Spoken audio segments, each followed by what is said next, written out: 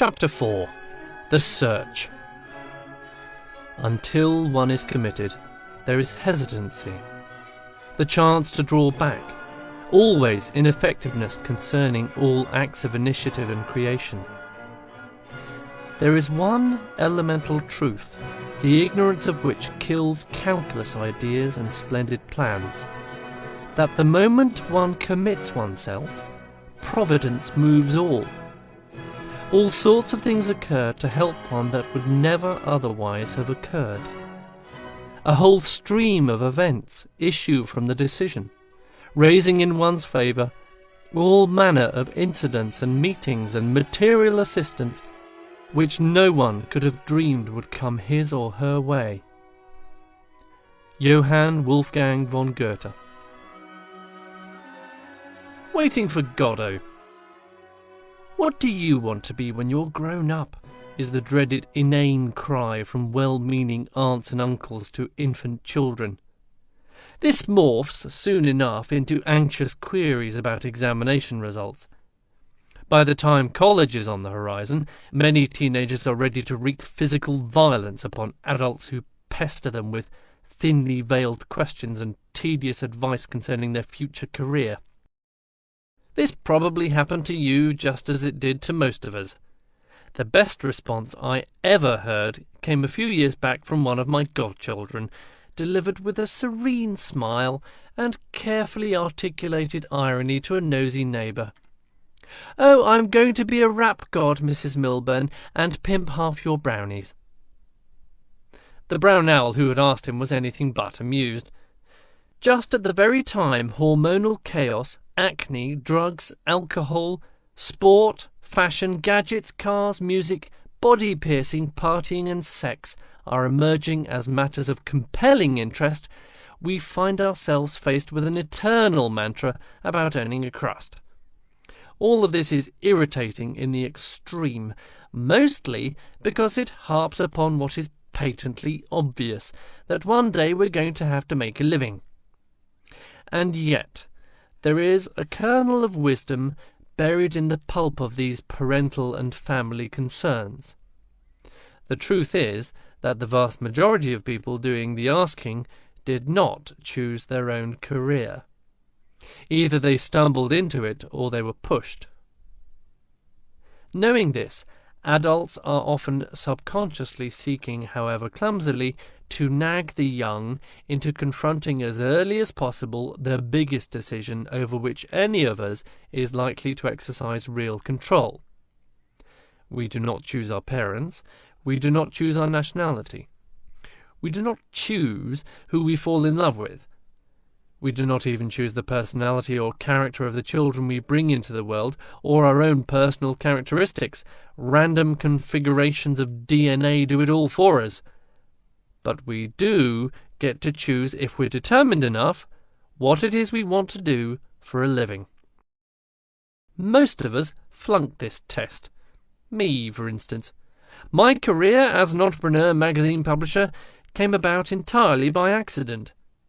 If you had asked me when I was 18 years old what I would be doing for the next 30 years, I would have told you I was going to be one of the biggest R&B singers in the world. That didn't happen, and if I'm honest about it, I'm still a little disgusted with myself that I quit the dream so early. But hey, I was getting tired of stealing food and bumming other people's cigarettes and not having the rent money. It was no fun shinning down a drain pipe to ensure I avoided meeting my landlady in the hall. And in any case, I had an appointment. It wasn't one of my own choosing, but it came along all the same. Estragon. Charming spot. Inspiring prospects. Let's go. Vladimir. We can't. Estragon. Why not? Vladimir. We're waiting for Godot. From Samuel Beckett's Waiting for Godot. Who never arrives? So is it such a terrible thing that the vast majority of us settle for what comes along rather than making a career plan and sticking with it? And how do you get to decide what career you might excel at anyway? Most parents and teachers listening to this are not going to like my answer. It's this. None of it matters a damn if you want to get rich. This is not to say that the search is not important to young people. It's important, and it's scary, and it's fun, and infuriatingly confusing. For most people, it occurs in their 20s or very early 30s. For a small number, the search is over by their teens, either because they have a shriekingly obvious talent or because they have already spent too many long hours hanging out in the wrong company. For the rest of us, though, the search is a lot scarier than we usually care to acknowledge. And this arises ironically from the success of Western democracies, those with a capital W and a capital D.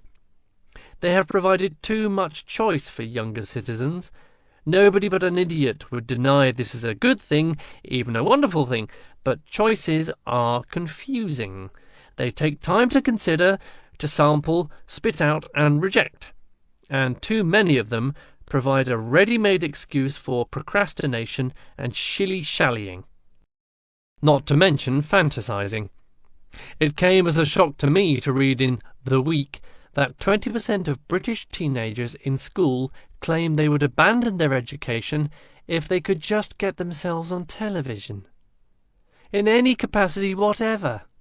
Just to be a celebrity, which probably explains the queues clamouring to be humiliated on reality TV, a modern equivalent to ancient Rome's gladiator circuses. That is, it came as a shock until I remembered my own certainty at 17 that I would knock the Rolling Stones flat on their arse. All of us have our dreams, and these are not to be despised or mocked. They're part of us, whatever they are. If you want to serve your fellow man, then go do it, and God bless you. If you want the status of being a professional, a professor, or a lawyer, or an economist, then go do it. If you want to be secure so that you can marry and raise kids, then choose the civil service, because bureaucrats never go out of style, and pensions for civil servants these days appear to be gold-plated. If you want to be a world-class writer, musician, or athlete, or movie producer, then go do it. It won't be that long before you discover whether you have the talent to hack it or not. In other words, if you feel absolutely moved towards a particular vocation, then that's exactly where you should head. But be aware that if you want to make huge sums of money, then earning a living by slowly swarming up the greasy pole is rarely the way to do it. For a start, the salary begins to have an attraction and addictiveness all of its own. A regular paycheck and crack cocaine have that in common. In addition, and more to the point, working too long for other people can blunt your desire to take risks. This last factor is crucial, because the ability to live with and embrace risk is what sets apart the financial winners and losers in the world. If you want to be rich, you are not looking for a career, except as a launch pad or as a chance to infiltrate and understand a particular industry. A job for the rich in training is merely something to keep you ticking over, to put food on your plate and wine in your glass. Additionally, it will provide excellent training in man management and negotiation skills. It will supply inside market information. Above all, it will act as a salutary reminder of what happens to 99.99% of your colleagues, the ones who buy lottery tickets and dream of becoming rich, but who haven't a hope in hell of achieving any such thing.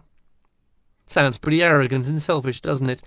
Not exactly playing the game or exhibiting what a human resources manager would call a constructive team attitude. But then, who ever heard of a rich human resources manager? Right, neither have I. And in any case, if you do the thing right, there is no reason why such a manager need ever know or care. So, if you want to be rich and you are in the search phase of your life, then get used to one thing. You are not part of a team, although you may have to pretend that you are. To put it more politely, you may have to adopt the idea of teamwork for the time being, to help yourself understand better how individuals, departments, companies, or industries function. You should certainly do so enthusiastically and conscientiously, but in your secret heart, however hard you work, and if you want to be rich, working a damn sight harder than the punk next to you is the only sensible option, you must not be deceived. Working for others is a reconnaissance expedition, a means and not an end in itself. It is an apprenticeship and not a goal. You should have no long-term or even medium-term requirements of the first 2 or 3 companies you work for. Promotion is always welcome and brings with it the opportunity to learn more, but you are there to ensure that you take every opportunity to suck out the marrow of what you need to know, to understand it and place it within a greater context for a future purpose, the purpose of getting rich. Team spirit is for losers, financially speaking. It's the glue that binds the losers together. It's the methodology employers use to shackle useful employees to their desk without having to pay them too much. While lives may depend on it in a few professions, like soldiering or firefighting, in commerce it acts as a subtle handicap and a brake to ambitious individuals, which, in a way, is what it's designed to do. Here's an example. Back in the early 1980s, I launched Star Hits magazine in the USA. It was based on the highly successful pop music rag Smash Hits in Britain. I negotiated a deal with EMAP, the owners of Smash Hits, to pay them a small royalty on each copy we sold in America. In return, they helped me to hire a couple of their Smash Hits staff who were willing to relocate to New York City and work for me there. One of these guys was an editor called Neil Tennant, a young man with a wry smile and the look of eagles about him. Launching a magazine is an exhausting process. Most magazines fail within 2 years, and although it lasted a little longer than that, Star Hits was destined for a short if spectacular existence, but we didn't know that in 1984. British pop groups were popular at that time in America, especially a group called Duran Duran. Being associated with the mighty Smash Hits in England gave us an edge in obtaining photographs and interviews. Star Hits took off like a rocket in America. In no time at all, we were selling hundreds of thousands of copies each month. Letters from readers arrived in their thousands from every corner of the country, and the sacks piled up in the hall of our poky New York City midtown offices. The staff of Star Hits worked all hours of the day and night and were fiercely determined the magazine should succeed. Nearly all of them were young, and for some of them this was only their 2nd or 3rd job. My small company's financial resources were limited, which meant that people on the magazine were often promoted quickly. Neil Tennant quickly found himself the editor of one of the hottest magazines in America. New York City lay at his feet. His desk was entirely swamped by tottering piles of promotional material sent by record companies. He could get backstage at any gig, from huge arenas like Madison Square Garden to hip, crowded nightclubs downtown. Managers and PR agents vied for his attention. He flew anywhere he wanted and interviewed whoever took his fancy. This was a dream job, and Neil was on top of the world. Morale and team spirit in the office were high too. Staff were not required to wear suits or ties, and as long as the job got done, nobody cared what anyone looked like or bothered them with corporate rules or red tape. Neil and the staff of Star Hits were having a whale of a time, and I was kind of enjoying it myself. Late one afternoon, he sauntered into my office. He was holding a cassette tape, which he tapped with his fingernail as he slumped on a battered chair and stared at me, half sheepishly, half defiantly. "Felix, I'm going to leave Star Hits," he said. "I've been working on some numbers, and I think I have a real chance of making a go of it. Listen to these and tell me what you think." Later that evening I played the tape, which I still have in my archives. It was not my kind of music, but one particular song, West End Girls, I think was a standout. I had vaguely known of Neil's personal interest in recording, but had never dreamed he would risk such a fantastic job for the vagaries of becoming a pop star. I went to work on him the next day. How I would be happy to pay him more money, how Star Hits was poised on the brink of greatness, how he would be certain to be offered even more glamorous editorial jobs by my competitors if he stuck it out. Above all, I pointed out how disappointed and let down his editorial team would be.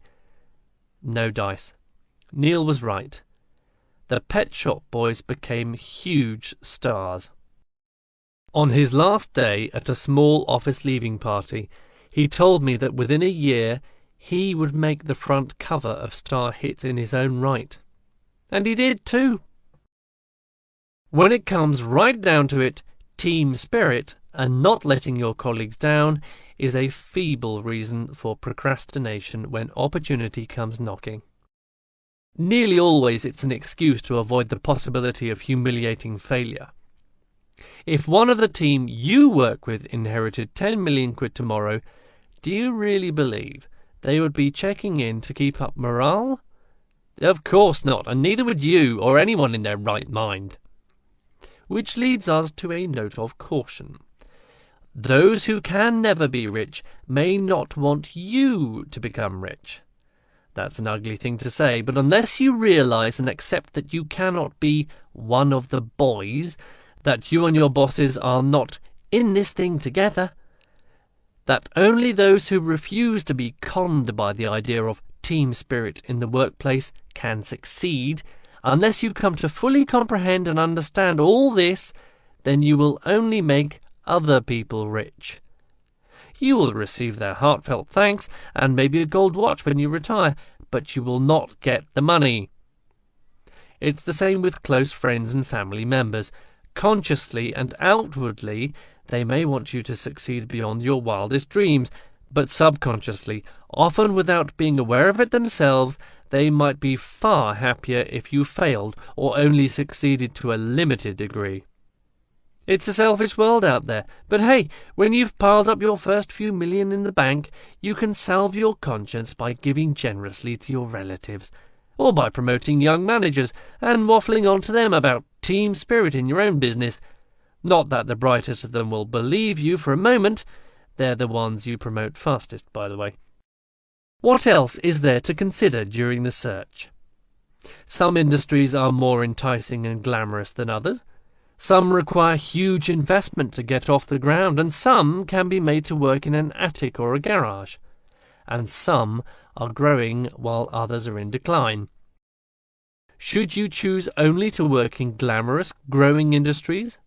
Where is the most opportunity to be found? First off, forget glamorous. One of the richest self-made men I know digs holes in the ground to dispose of household waste. That's not how his company describes itself in its annual report, but essentially that is what it does, along with building incineration plants. Glamorous? No. But in a good year he puts 20 to 30 million pounds on the bottom line and earns a gross margin of over 20%. That's a sensational result for a small, wholly owned private company. Not to mention that the relentless growth of the packaged goods industry ensures that his business will grow and grow virtually by default, providing he can find enough places to dig holes, that is. While you may not necessarily want to be in a glamorous sector of any market, and they are often very crowded sectors, it helps to be in a growing one. Swimming with the tide rather than against it, so to speak. A swelling tide raises all boats, including yours. On the other side of the glamorous coin, very few of those who want their picture on the front cover of Vogue, or wish to become a movie director, or run the coolest PR company in the world, get to achieve anything. The reason is obvious. The laws of supply and demand are absolute, and they apply not only to commodities, but to people. Too many people want to make a blockbuster movie and live in Beverly Hills, not enough people want to dig holes. New or rapidly developing industries, whether glamorous or not, very often provide more opportunities to get rich than established sectors. The three reasons for this are availability of risk capital, ignorance, and the power of a rising tide. Investors are drawn to emerging industries in the hope of making a fast buck. To get rich, you will need capital, and to acquire capital, you need to be where loose capital is searching for a home. In addition, the combination of ignorance and misconception that surrounds any new market or technology works in your favour. If you are quick at grasping concepts and jargon, you become an instant expert. The owners of capital love experts. Finally, the power of a rising tide masks many start-up difficulties, putting individuals and small companies on a more even footing with conglomerates and established operators, for a while at least. I've had personal experience of this craziness. Back in the late 1970s, I knew nothing of personal computers, and I mean literally nothing. The only PC I had ever seen was built by a nerd from a kit. It appeared to allow the nerd and his fellow nerds to play a pathetic video game called Pong. On top of that, it permitted like-minded nerds to converse with each other in a jargon beyond the understanding of non-nerd mortals. To sum up, PCs were for train spotters. This was not exactly promising ground for an entrepreneurial publishing company. Even so, the enthusiasm of these nerds, and of science journalists in the mainstream press concerning the potential of personal computers was growing. To cut a long story short, and a story which has still not ended 30 years later, my tiny little company became instant experts on personal computing. We launched magazine after magazine on the subject, both trade and consumer-based, and established several exhibitions. Our acquisition of apparent expert knowledge, together with all our new launches, bred respect among our vendors, primarily paper merchants and printers. They vied to offer us far better credit terms than they would normally have considered offering. This provided me with desperately needed capital to expand. As magazine publishers, we could not hold a candle to our bigger rivals, and no one knew this better than they. But at least we appeared to know what we were doing, which in turn attracted editorial talent who really did know. Better still, the tide of personal computing technology rose high, higher than anyone could have predicted, and it rose quicker than anyone had thought possible. Here was the power of a new market at work. By the time our bigger rivals were comfortable enough to launch against us, a hesitation resulting from ignorance, the tide had carried us beyond the reach of their big guns. New capital, ignorance, and a rising tide had done the trick. In this instance, the search had paid off in spades. As a general rule of thumb, then, growing industries with relatively low start-up costs offer more opportunities for those who want to get rich than declining industries, or those that require huge start-up investment. This is not an ironclad rule, however. While magazines and newspaper sales have been in slow decline in the Western world for decades, this declining industry is where I made a great deal of my own money. More important than any particular industry are the sectors within each industry. A sizable fish in a growing sector, however small, is more attractive to prospective purchasers and investors than the same size fish in a diminishing or static pond. This is one of the factors in stock market bubbles. All growth is good as far as investors are concerned, while all decline is fatal.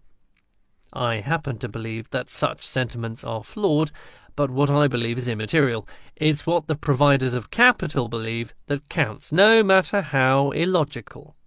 After all, what are banks and venture capitalists but usurers who offer you an umbrella when the sun is shining and snatch it away the instant a few rain clouds appear? Ah, the old jokes are the best jokes. I do know of a few examples of self-made multimillionaires from static industries, especially in commodities, publishing and precious metals, who were lucky enough to persuade banks and venture capitalists to back them with millions of dollars. Of course, this means that they rarely remain in control of their own destiny. Capitalism demands that whoever takes the most financial risk calls the piper's tune. The biggest rewards go not to those individuals who came up with the idea, nor to those individuals who built the empire. They go to those entities or individuals who funded the enterprise and own the most stock. Always bear this in mind during the search. This is the system you are pledged to both join and beat. To join because you need to get rich, and to beat because you have insufficient capital. Either by appearing to join those who will financially back you, while holding on grimly to every piece of stock you can, or by piecing together just enough success to borrow enough money to grow without disposing of your sacred shares. See Chapter 12, Ownership, Ownership, Ownership. Depressingly, the only way for a startup entrepreneur to succeed is often to part with equity in return for an infusion of capital. But never forget that no matter what promises or verbal guarantees you receive from investors during the search, the issue will eventually come down to control, and control, even by a single % of the shares of a business, the fabled 51-49% split, is often the be-all and end-all of the game. See Chapter 6, Obtaining Capital. Whoever controls a business can force its sale. Whoever controls a business can implement a merger.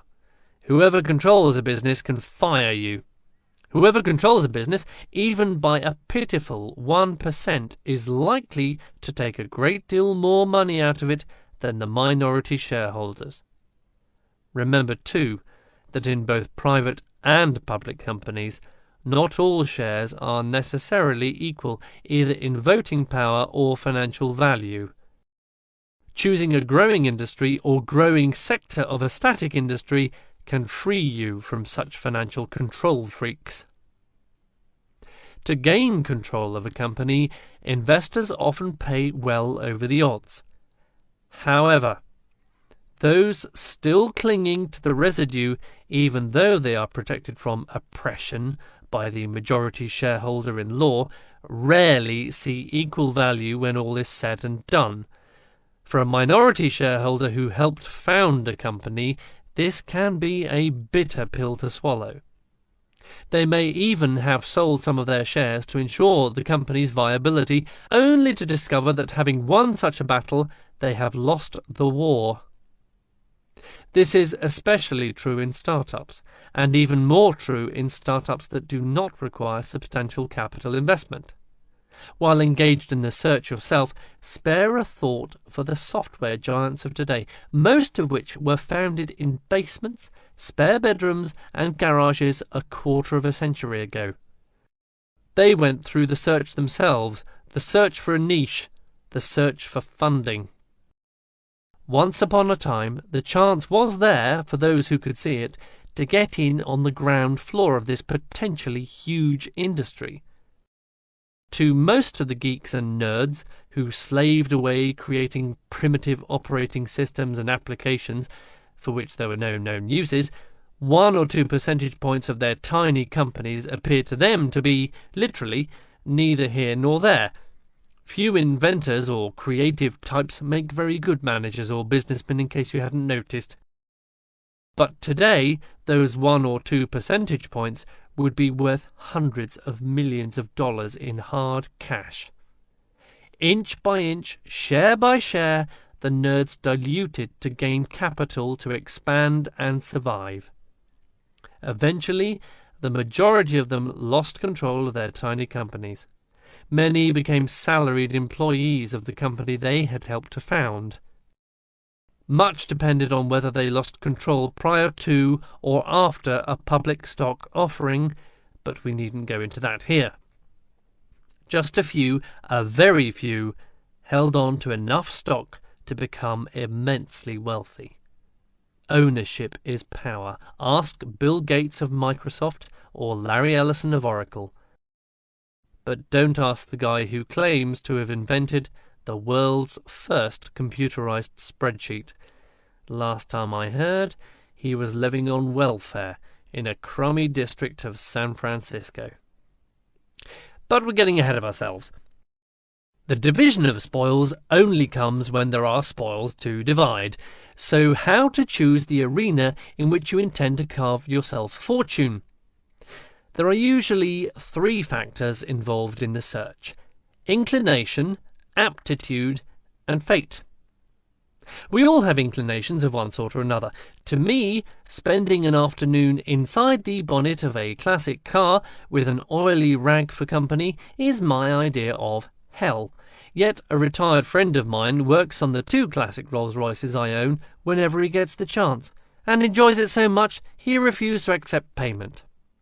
On the other hand, how many other people would consider working 18 hours straight on a complicated poem as a way to enjoy themselves? There's nowt a stranger's folk, as my Yorkshire friends never tire of reminding me. Your inclinations really do count. You have to pay attention to them. If, like me for example, you abhor television, then it probably isn't a good idea to move into that industry unless you have a yen to direct or write for the small screen. A different thing entirely than watching TV night after night. If you love art, but cannot paint or sculpt to save your life, then perhaps you can still make your millions in the art world, providing you possess not only a natural affinity and sense of aesthetic, but the wit to spot and winkle out talent in young artists. Plus the ability to sell, which is usually nothing more than a talent for hype, and keeping a straight face as you demand a 50 times markup from potential buyers who wouldn't know a Damien Hirst from a pickled sardine. An understanding and passionate affinity with any subject in combination with effective management, sales and marketing techniques could well provide a tailor-made solution to the search. Cherish your inclinations and affinities. Though not infallible, they may well lead you in the right direction. But do not fall into the error of making a fetish of your passion. You're reading this book to get rich, not to confirm your own prejudices regarding those talents or inclinations you may have. Because aptitude is a very different kettle of fish. Few of us are lucky enough to be born with a talent so obvious that the search is never an obstacle to progress. Yet even here, inclination may prove a stumbling block to real wealth. One of the best salespeople I ever employed, and one who was so conscious of her own ability that I was forced to pay her nearly twice the salary and bonus of her immediate boss, now lives in Cornwall and paints watercolours. They are not very good watercolours in my opinion, but neither my opinion nor the promise that she would be a multi-millionaire before she was 35 proved a sufficient inducement to keep her nose to the grindstone. The aptitude for selling advertising was obvious, and was the envy of all her colleagues. But her inclinations led elsewhere. She is happy as far as I know, and I wish her all the luck in the world, but she will never be rich. Fortunately, she says she has no wish to be. So how do you judge your own aptitudes? Trial and error is the only way I ever heard of. The problem is that we create an image of ourselves in our childhood and youth, often at the urging of parents, siblings or friends, and subsequently attempt to graft reality onto this image. More often than not, the graft doesn't take, and the result is bewilderment and disappointment. Far better to ruthlessly analyze what your particular aptitudes are and act upon them rather than attempt to graft an oak tree onto a dandelion. If you're still young, here is where the advice of a godparent, a trusted teacher or lecturer, or even a career counsellor can prove useful. bearing in mind that impartiality is a better guide than parental pride. Your parents, likely as not, will be of little use here. Their love for you may well blind them to the harsher realities of your true abilities and potential. There are a great many doctors and lawyers who apprentice themselves to their profession solely to please an ambitious parent, only later to regret their acquiescence at leisure. If you do decide to ask for advice concerning your true aptitudes, then preparation shows you are serious and will be more likely to effect a serious response. As a godparent, I am always willing to discuss the matter, but only if my godchild has prepared a list of questions and suggestions, and only in private. Casual conversations around a family living room, with others sticking their oar in or trying to show off with banter and smart remarks, are tedious and counterproductive. For ambitious young people, this is a serious matter and deserve to be taken seriously. Of course, such discussions cannot make you rich, but they can really help in the search. They can build confidence, a key element in risk-taking, and the only way I know of to get rich from a standing start. And they can inform you, too, of your weaknesses, which in turn can protect you from spending your working life making other people rich, the probable fate of nearly everyone you currently know. If you are older, and by older I mean in your 30s, then the matter becomes far more difficult. I would say almost impossible as far as advice is concerned. How many of us at that age know somebody to whom we can say, "What do you truly believe my strong points to be?" and expect a meaningful answer? And even if we can find someone we feel comfortable discussing such a subject with, how many of us know anyone whose opinion is worth the potential embarrassment? Blind faith and trial and error are just about all that's left, unfortunately. There ought to be a better way, but no one I know has ever stumbled across it. Inclinations are easy to list. Aptitude is far less so. Trial and error, combined with a fierce determination and a willingness to discard cherished perceptions about ourselves, is the best that I can suggest. It is highly unsatisfactory and frustrating that the most important decision we're likely to consciously make leaves so very much to chance. A small success, though, even a tiny success, can provide a clue. It was my own success at selling magazines on the street that led me to begin to publish them eventually, which leads to fate, to chance, to serendipity, and, to a lesser extent, to the shared social delusion of the supernatural. I do not believe myself to be any more superstitious than the next person, although it is true that I find myself knocking on an actual piece of wood just a little too often for comfort. Even so, as a history and biography buff, it always amazes me how the self-made rich appear irresistibly drawn towards the mines in which they will excavate their fortunes. What led them there?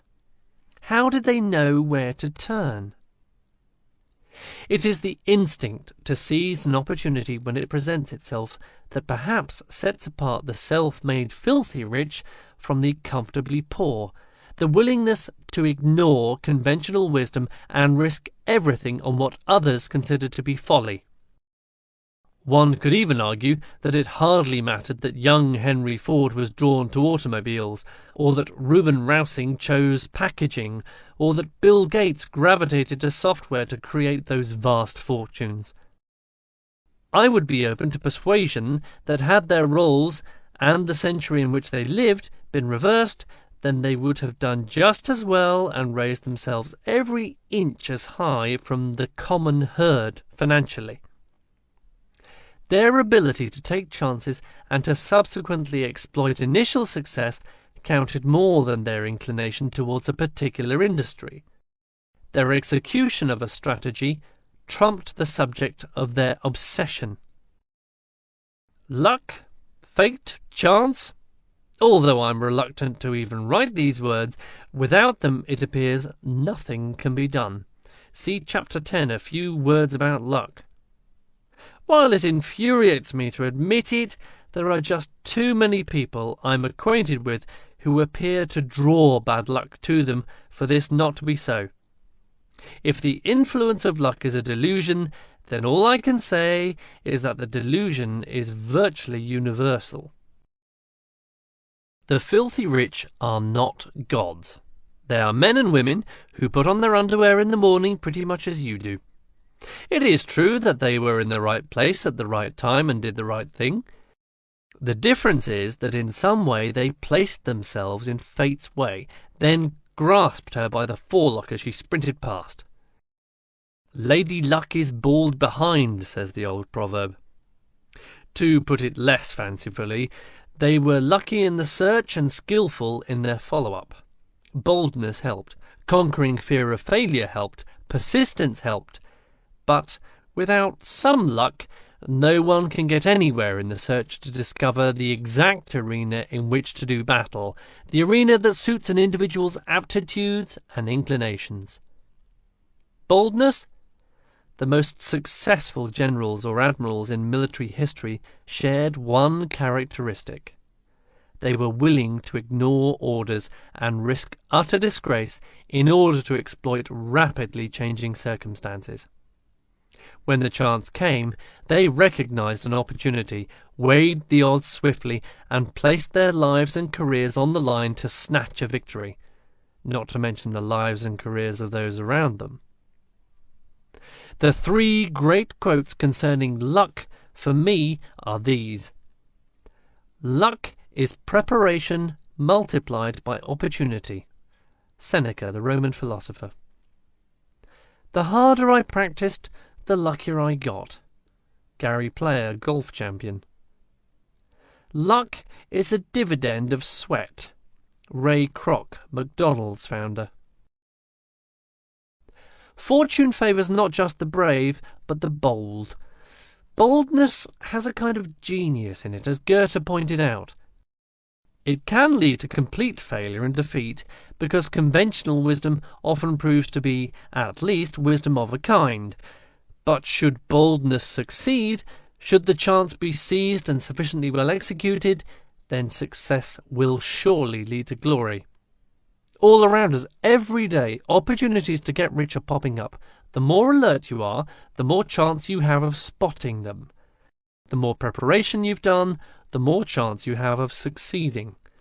The more bold you are, the better chance you have of getting in on the ground floor and confounding the odds. The more self-belief you can muster, the more certain will be your aim and your timing, and the less you care about what the neighbours think, the more likely you are to take the plunge and exploit an opportunity. Here is the key, then, in the search.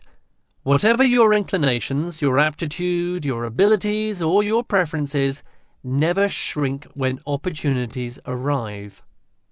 If you have weighed the odds and find yourself convinced, ignore the protestations of sensible people and their conventional caution. Seize Lady Luck by the forelock and hang on for your life. More men and women have become rich by this single tactic than all the best-laid plans of mice and men, guided by plodding strategy.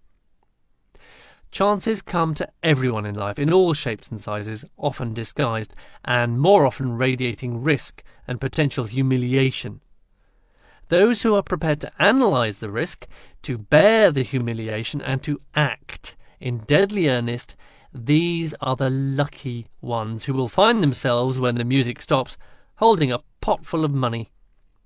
But then, in reality, they made their own luck. They never stopped searching. Perhaps they spent months or even years searching in the wrong place, or possibly they hit upon the object of their search at the first attempt. No matter.